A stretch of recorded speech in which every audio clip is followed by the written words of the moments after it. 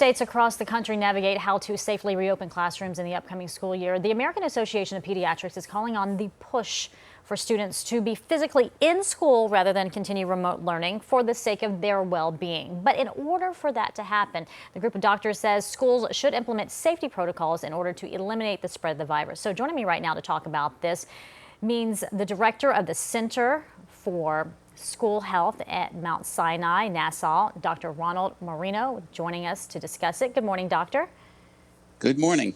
Okay, so let's get to it. How is this going to be possible? Because you've got parents saying, yeah, I understand. I want my kids back in school just as much as anybody else, but I am scared that the social distance options are just not there.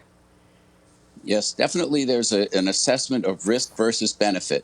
We know children profit a great deal from being among their peers, being with actual teachers in the classroom, but we know there are also risks associated with that. So we have to find appropriate ways to maintain safety, social distancing, cleanliness in the classroom, and we have to do that in the context of the community that we're in.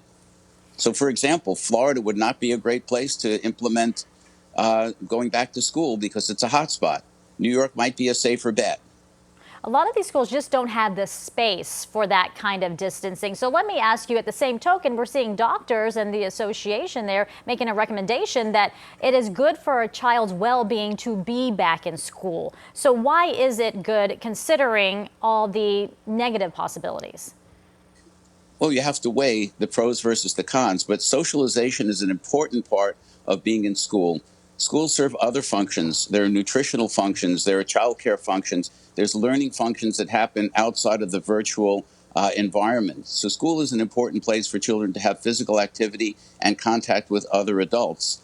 So we'd like the kids to be in school. However, as you point out, not every school has physical space to distance kids and to manage them. So there may be other options and a blended virtual learning with associated other being in the classroom, or there may be such options as alternate day learning or session learning. Yeah, we're seeing some school districts do that. Your shot got a little funny right there. We'll try to fix that for you. I can still hear you, so we're going to keep it going. What about, though, the transportation to school? Because a lot of kids take school buses, right? Or even like walking in hallways. So what are those strategies? I know you're saying we have to balance it, but give me something tangible about how you balance that.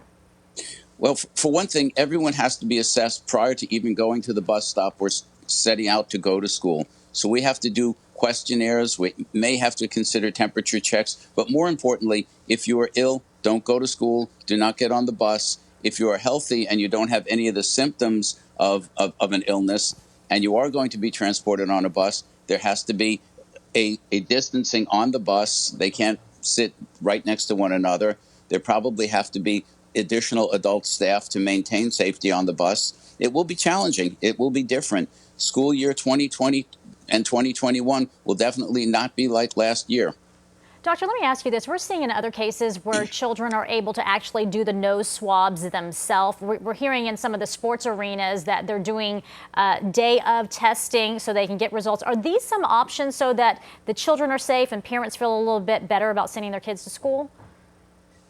That may be an option. We have to remember no test is 100%, and that everything from a false negative test to an inadequate swabbing of the nose can lead to false security that you think you don't have the virus in your nasopharynx when in fact you may have it in your nasopharynx. But if properly implemented and a accurate test, it may be another option for dealing with children in crowds in schools. Yeah, this is really tricky. I mean, I hear you. Kids want to be in school. Parents want them to be in school. It's just finding that balance, as you say, to making it a healthy choice and a safe choice for everyone. Dr. Marino, thank you so much for being with us today. We appreciate your insight.